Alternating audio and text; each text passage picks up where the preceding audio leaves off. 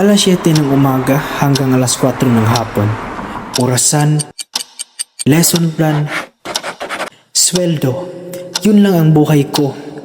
Pumasok para magturo, umuwi para magpahinga. Paulit-ulit. Hanggang sa naging bato na ang puso ko sa hirap ng sistema. Madalas nating sabihin na ang bata ang pag-asa ng bayan. Pero paano kung ang pag-asang yun ay unti-unti na palang namamatay dahil sa sarili nating pagod? Ako si Marco, isang gurong muntik ng sumuko. Bago ko natuklasan na ang tunay na liwanag ay hindi matatagpuan sa mga matatayog na gusali, kundi sa isang maliit na sulok ng library, kung saan ang isang bata ay pilit na binubuo ang kanyang pangarap.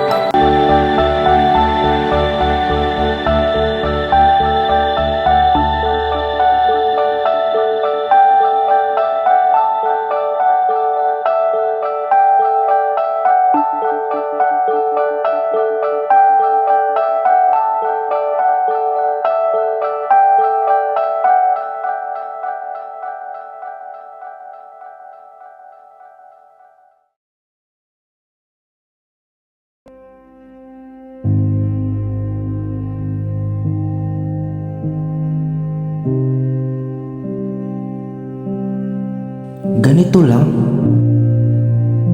Pagkatapos ng puyat sa paggawa ng lesson plan na hindi naman binabasa ng mga bata, ganito lang ang halaga ng pagod ko.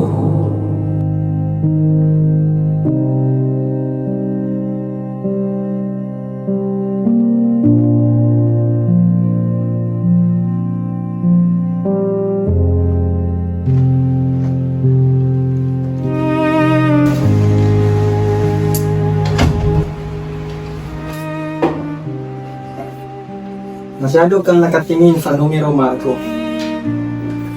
Ang tunay na kayamanan ng guro ay wala sa loob ng sufre, nasa labas ng pintong niyan. Sir Santos, idealism doesn't pay your bills. Ang hirap mahalin ng trabaho hindi kami binabayaran ng tama. Pipilitan na nga lang kung pumasok pero hindi ako magutom. Yan ang panganib.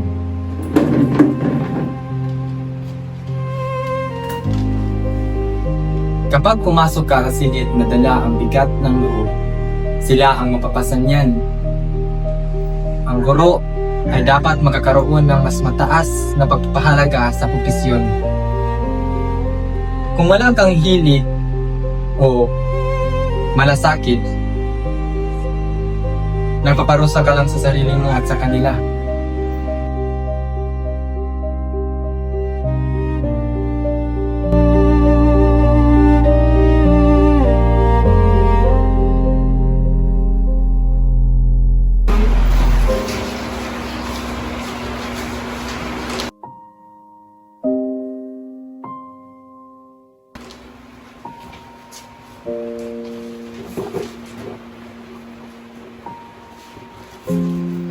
Ano ka pa dyan?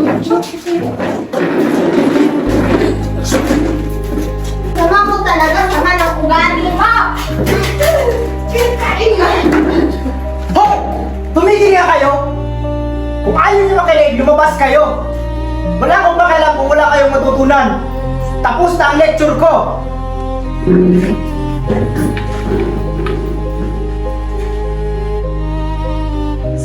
Sir, tungkol po sa assignment sa Filipino. Buksan mo sa Google, Lisa! Nandun lahat! Huwag mo kong tanungin yung mga bagay na kaya mo namang hanapin!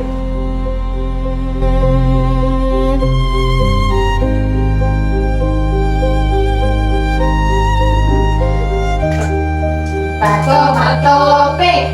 Bato, bato, pick! Bato, bato, pick! Bato, bato, pick!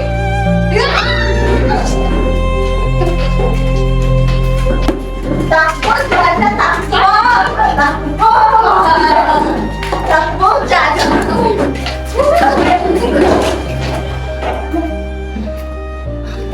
Tama na! Ano ba? Para wala kayong pinag-aralan! Akala nyo ba natutuwa ako rito?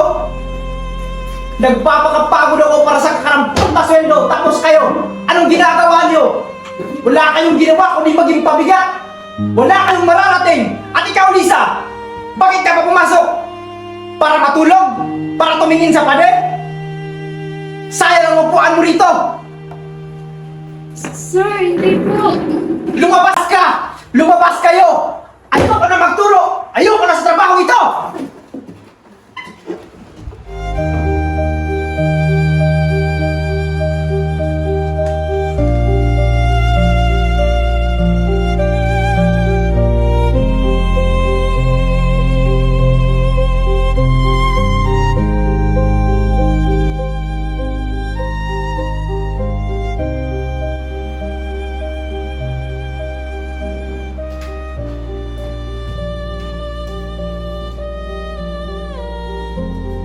Huwag mong gambalain ang taong bumubuo ng kanyang kinabukasan, Marco.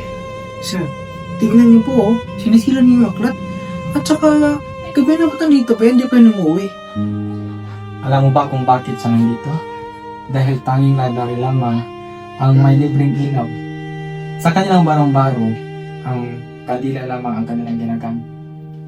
Kanina sa klase, tinawag mo siyang tamad dahil hindi siya nakapagpasa ng kanyang assignment. Tinawag mo siyang walang kinabukasan dahil nakatulog siya sa lecture mo. Ngayon sabihin mo sa akin, Marco, sino ang tamad? Ang batang gumagawa ng paraan sa gitna ng kahirapan? O ang gurong may sapat na kagamitan pero napipilitang pumasok dahil walang hilig sa kanyang tungkulin? Eh sir, di ko naman alam ganyan sitwasyon nila eh. Hindi mo alam dahil hindi mo sinubukang alamin. Masyado kang nakatingin sa ilo mo, naghihintay ng uwian, habang ang mga batang ito ay naghihintay ng pag-asa mula sa iyo. Ang guro na walang pagpapahalaga sa kanyang profesyon ay parang isang pader. Imbes na ikaw ang maging daan, ikaw ang nagiging harang. Pinatay mo ang loob niya kanina, Marco. Yan ba ang dangal na tinapos mo mula sa kolehiyo?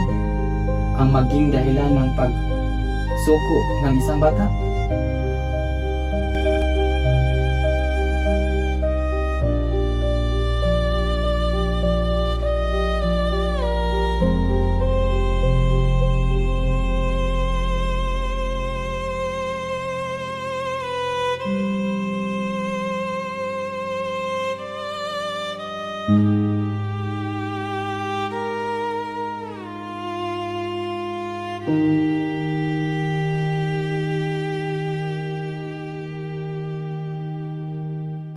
Salamat po, Sir Marco. Dahil kayo lang po ang hindi sumusuko sa amin. Anong klaseng tao ako? Anong klaseng guro ako?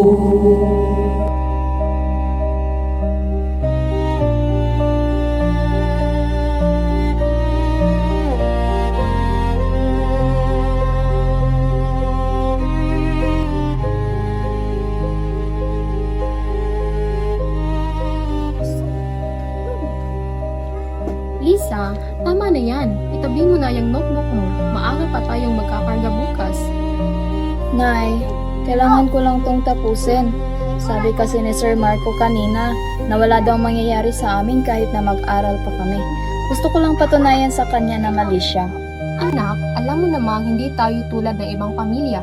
Isang kahit isang tuka.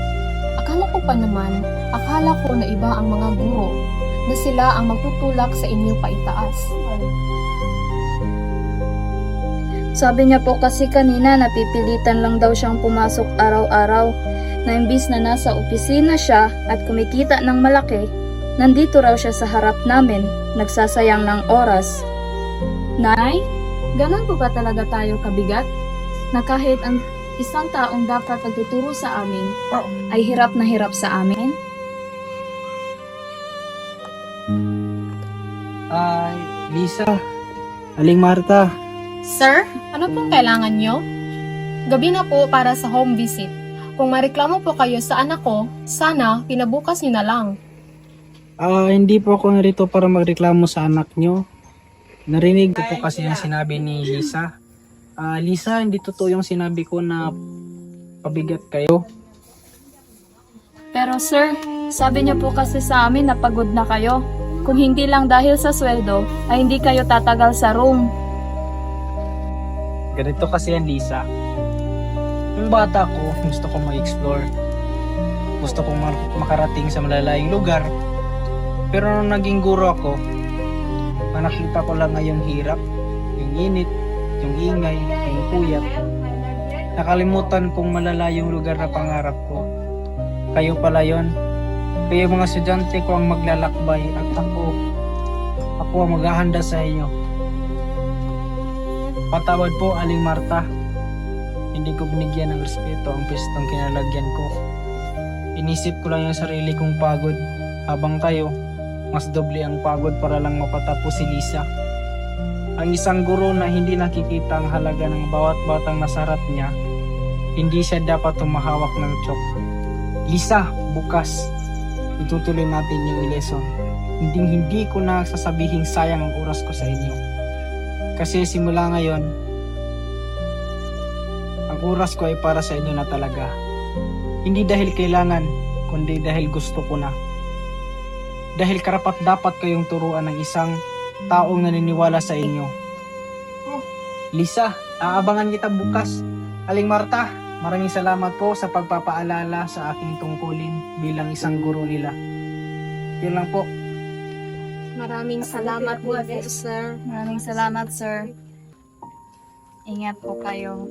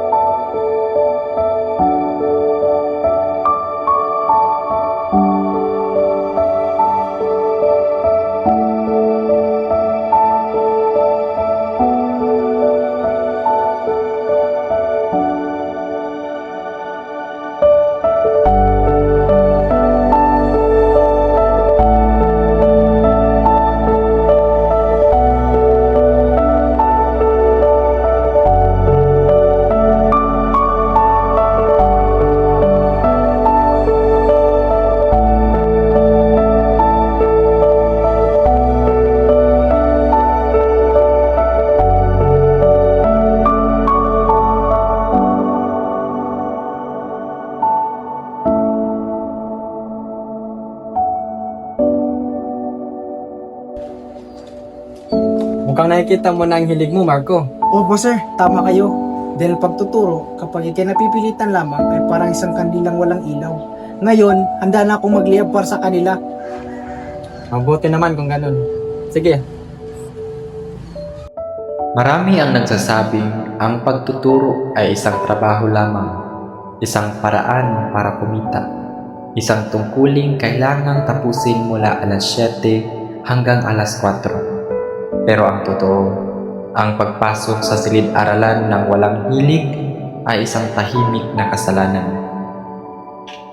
Dahil kapag ang isang guro ay napipilitan lamang, ang kanyang mga salita ay nagiging ingay lang sa pandinig ng mga bata. Walang alam, walang buhay, walang pag-asa. Hindi siya magiging mabuting guro hanggat hindi niya nakikita na ang bawat bata sa harap niya ay isang mundong dapat buuin at hindi pasaning dapat tiisin. Ang tunay na guro ay may mataas na pagpapahalaga sa kanyang sinumpaang tungkulin.